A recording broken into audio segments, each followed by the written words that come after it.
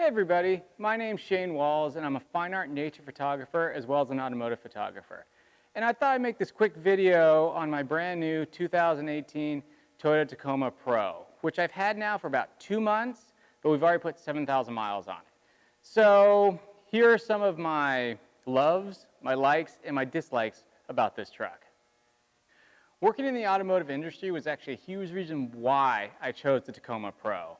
I'm lucky enough to be able to drive all the mid-size and full-size trucks before they even come out. And I was able to actually get my hands on a Raptor, which, thinking about it now, when I said I wanted a truck or decided I wanted a truck, I thought, okay, I need the Raptor. The Raptor is the go anywhere, do everything truck. And I just fell in love with it when I first saw it. The problem was when I was out testing it, I realized how big a truck it actually is. Great truck, beautiful truck, but I couldn't see it as my everyday driver. It's just so big, and driving around LA, I think it'd be very, very difficult to do. So picking the Tacoma Pro, this truck was small enough, but also it can do almost just as much as the Raptor can. And what I was really looking for was a truck that was comfortable, that I can drive around LA, no problem, find parking, but then also be able to grab my camera gear at any time, hop on the freeway, drive for hours on end in perfect comfort until we get out into the mountains, to the desert, and find those dirt roads to travel up to find that next photograph. But after throwing this through the gauntlet and testing it out in the desert, I still wasn't quite sure it was the truck for me because I wasn't able to drive it on pavement as much and wasn't going to be a daily driver because it was on a photo shoot and we had to do what we needed to do with it. I still got a lot of good information to know I wanted this truck. But I still wanted to read the reviews, I wanted to see what the critics say, what everyone else in the magazines was writing about it. And to be honest with you, there were a lot of negatives that I read about it that did make me nervous. Some we'll go over a little bit in this video that their negatives actually kind of turned out to be a positive for me. I mean, I'm not a hardcore off-roader, I will never claim to be. I'm really going to be only off-roading this car maybe 10 to 15% of its life. The other 60% will be on the highway, 20 to 35% of it on city drive. It would fit my lifestyle for what it is now. I travel a lot, but I'm also in LA a lot doing the automotive photography. But as an everyday driver that could take me wherever I wanted to go, easily, reliably, comfortably, and just not with much fuss, this I felt would be the perfect truck. So let's go through what I like and dislike about this truck after 2 months of having it and 7,000 miles.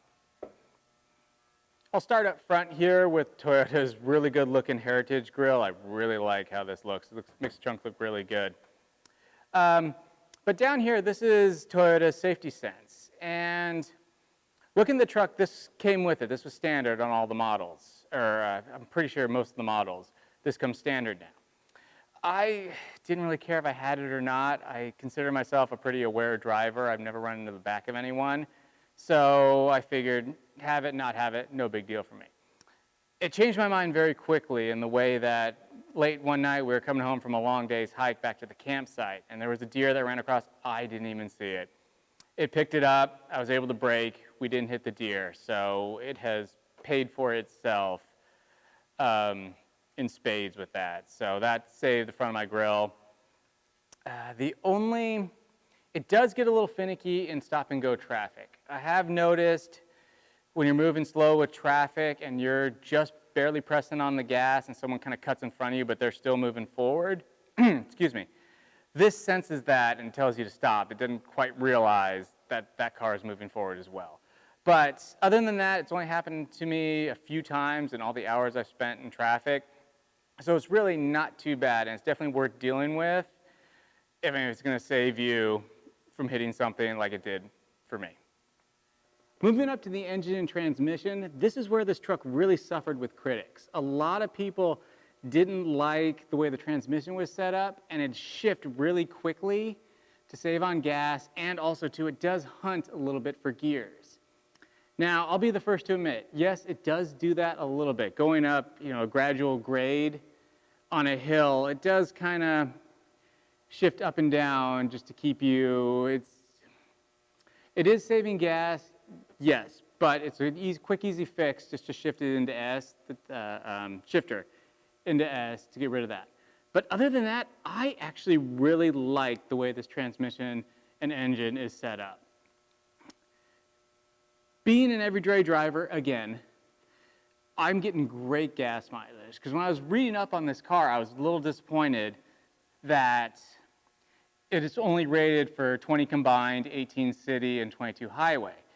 Especially when the F-150, the Ford, is a bigger full-size truck with more power, and it's doing a little bit better than that.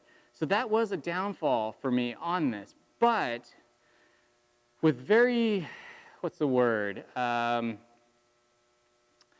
Very responsible driving, I have been able to get a combined 24 miles per gallon and 27 highway. And here's a little video of me pulling in today and what I got just on the 24-mile drive up here from Laguna Beach, showing my average MPG and what I got. Fair warning though, gas mileage is really important to me, so I am very aware of not accelerating quickly. I wouldn't call myself a hypermiler, but I do check the tires, keep air in those, and I really do my best to get the best gas mileage because, 2 months into it, I've already driven over 7,000 miles, 7,000 and a half. So that's a big deal for me. But the way it shifts up and down, I don't really feel I need that constant power. The power isn't really there when you put your foot down. I'll be the first to admit. But it's a truck. I don't really feel it needs to have that. You're going somewhere, you need to get on the freeway quick, it does just fine. If you need to pass someone, on a one-lane road, it does that. It's not going to be overly fast. It doesn't need to be.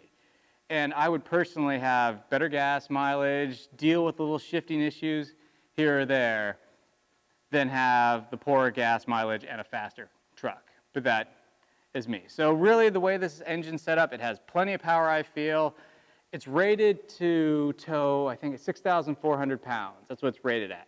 I've had 3,500 on here, did just fine. I had no problem with it.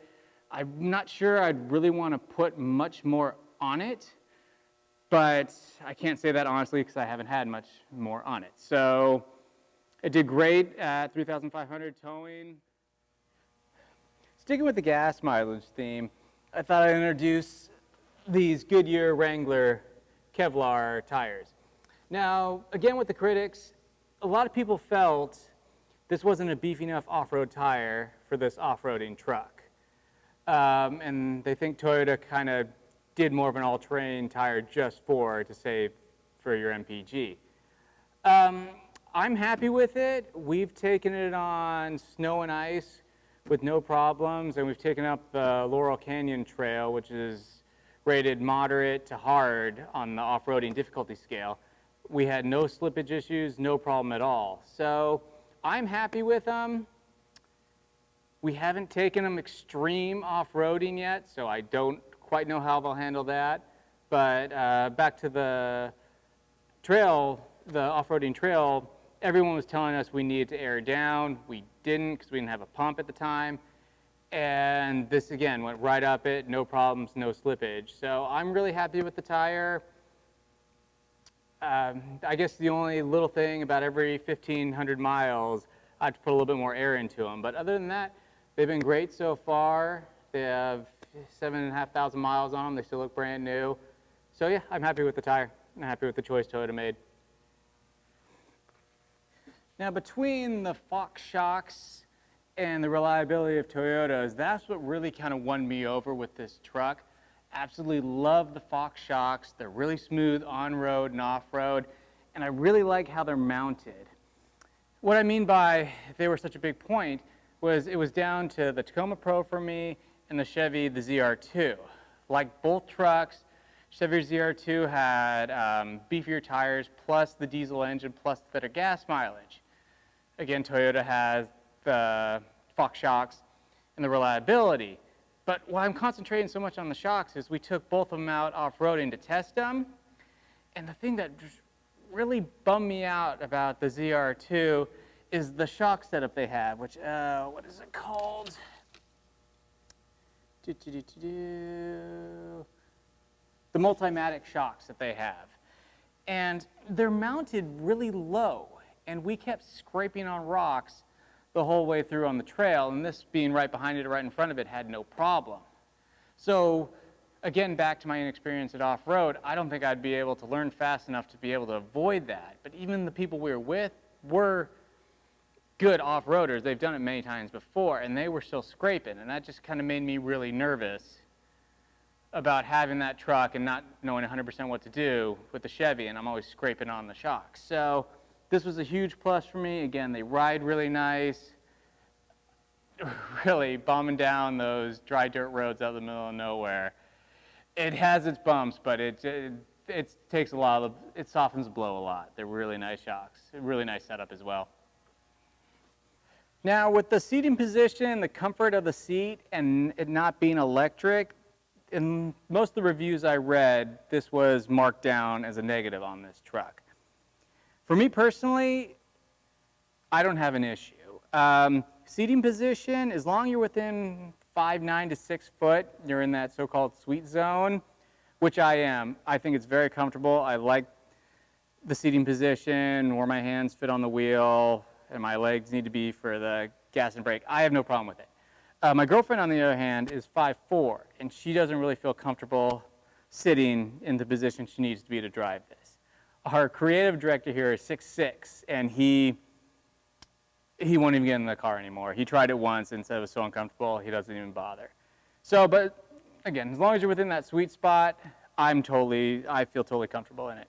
As for the seat itself, I think it's very comfortable. We just did a 14-hour drive, and I had no problems. I felt it was very comfortable. I love the leather, which only comes in the TRD Pro as standard. You can get it in the off-road version too, but I guess that's really hard to find it. All TRD Pros come with this leather, and we've already spilled a bunch of stuff on it. Wipes right up, mud on it, comes right off. So I really like that. And as for being manual and not electric, that doesn't really bother me. I'm the only person driving this. So once I set the seat once, it doesn't need to move. It's moved, once or twice forward to fit something in the back, but it just slides right back. Now on to the interior. I really like the layout of it. Everything's easy to use. The one part I don't like about this layout is the finger controls for the steering wheel. I'm a little confused why the volume up and down is right to left, and then the track changer instead of right to left is up and down. That's taking some getting used to, but I'll get used to it. I love the steering wheel. It feels good. It's a good feeling steering wheel. I like that it's an actual physical e-brake. When I'm driving sometimes on steep hills or even on the dirt, I really like, just instead of rolling back, to be able to grab this and hold it a little bit instead of pushing down the pedal here, because you don't have much play with it, and that's what the Raptor has. And you have no play with the electrical brake if you need to, whatever you need to be doing, being on trail, sliding back, or even we were up in San Francisco. It just helped a little bit to hold the car in place. The control layout, everything's nice. I like the buttons. Now, I will warn you here, I'm going to nitpick a little bit, but this is my honest opinion, and I want to give a true review how I like this car. But some of these, like the AC here, I am a little bummed that, and I know on my Subaru, which is the car I had before this, everything didn't need to be on for you to change the temperature. In this car, you need to turn on the fan or turn everything on before you can change the temperature. And that's a little frustrating. I'm getting used to it, but I constantly find myself reaching, to go up and cold without the fan or anything on. And the controls won't let me go up or down. I actually have to turn on the fan, then set the temperature I want, then turn the fan off. So I'm not sure if a lot of cars are like that. I know my Subaru wasn't. Fan, nothing needed to be on. You can still kind of change the temperature of the air coming into the car. That being said, a little bit more nitpicking, which I just found out a couple days ago driving in the desert. The AC on this car, it's either freezing cold or it's freezing cold. There isn't much play with the AC. And we noticed this going through, we were driving just outside Death Valley. It was only 78 degrees. It wasn't too warm. But we had a dog in the car, and my girlfriend wanted the AC on. So we turned it on, and this does have different controls. So if I want it warmer or colder, so to speak, with the AC on, it doesn't really matter.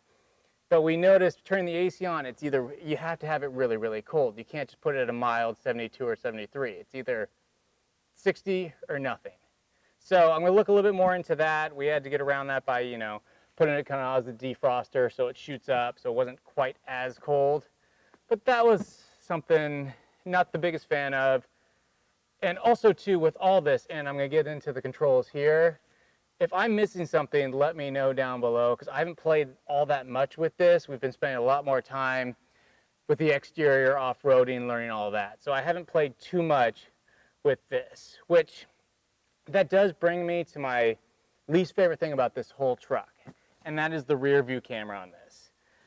I truly wish Toyota put a little bit better high-res camera in here, and I've been through all the settings. I've put the contrast, saturation, all that stuff. I've played with it, and it's still, and on a sunny day, the shadows are black, and the whites are completely blown out. And it's just, I wish the camera was a little bit better. A little more on this. See if I can turn it on. I love the screen otherwise. I like the buttons here. I like all that. That's really cool. The screen looks great when you have navigation on. I really enjoy that. The other thing though, I'm always on my home screen here to really keep track of my, we'll do that later, of my MPG. And I do notice when I'm turning the volume, every time I'll hit it and it'll give me the last report. So that, other than that, it's not too bad. It's really easy and nice to plug in your iPod. Excuse me, done with the beeping. It's really easy to plug into your iPhone, your old iPad, which is nice. I have an old iPod from years ago back in high school that I can't update or change anything, but it's got all those good songs. Still works with this, which is nice. You just plug it right in here, which has been great. You can Bluetooth your phone, which is nice. Another little pet peeve I have, it doesn't have Apple CarPlay or Android CarPlay. And Toyota does have an app that you can hook to your phone that hooks to this. The only little problem with it, and again, before I get too far, I haven't looked that much into it, so it might be easier if you play with it. But I consistently find myself logging into this, having to go type my big long password that they make you have, and then on top of that, it doesn't actually go through the car, it goes through your cell, your minutes, and not your minutes, but your data. It goes through your data pretty quickly. And I have this awesome plan that I was grandfathered in on, so I don't have unlimited data. And when I have this on, it always automatically goes to using my data. And before I knew that, I went through my data really, really quick. And that was a little annoying. There might be a way of turning that off, but after playing with it, I just keep it off because it just drains everything. And once you say connect to it that I found, it connects to everything. And I don't know why you need to be connected to Facebook while you're driving. But it has that, but it just drains your data. Other than that, I didn't mean to rant like that. I really like the interior. Those are just the small little picky things that I really probably haven't figured out yet. I'm sure there's probably a better way. But personally, I haven't figured it out yet. On top of that, I really like that it still has a CD player, good sized glove box. The seat heaters work really, really well, and the defroster, the mirrors look really nice. Down here, phone charger's nice. Your phone gets a little hot, to be honest, but it does charge your phone, and all you have to do is put it here and press that button. So that's quite nice.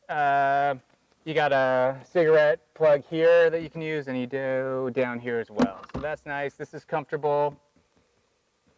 Yeah, I mean, nice interior. I didn't mean to go a little bit off a rant. Everything's really, really nice. Those were just nitpicky things.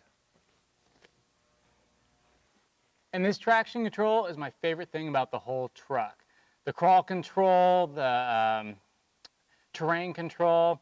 It's really, really great for a beginner and even someone who's really good at off-roading. Because I mean this, if you do get in a little bit of a bind, You just set this and the computer gets you out of it. It's a really cool system. I really like it. For really tough stuff, we've only used it once so far. The rear locking diff really helps out. Really cool system. That's another cool thing I really like about this truck is the plug back here. We've used it so many times when we were camping, and it's so easy just to plug into it if you want to charge your phone real quick, or if you need an outlet, or if you need to run a light or something like that. It's so easy to do, and you don't need a cigarette lighter adapter or anything like that. Just plug it right in. It does really cool. I also like that all the Tacomas come with the plastic here. They have a fancier word for it, but that's always nice because you can see we put a shell on here to be able to store some camera gear. And that's really nice that it's a little bit more comfortable, lighter, so that probably helps a little bit with gas mileage, but really, really nice. A little bit of a bummer, I do have to admit, is I actually never thought about this, being this is my first truck and being a car owner, is the automatic tailgate lock. I never really thought about it, nor when we were testing did I think about checking. I just assumed all tailgates lock automatically when you use your key fob. I didn't know that actually most trucks don't, so that is a little bit of a bummer. I am going to buy that little kit that I've seen online that goes through and locks automatically when you lock the other 4 doors.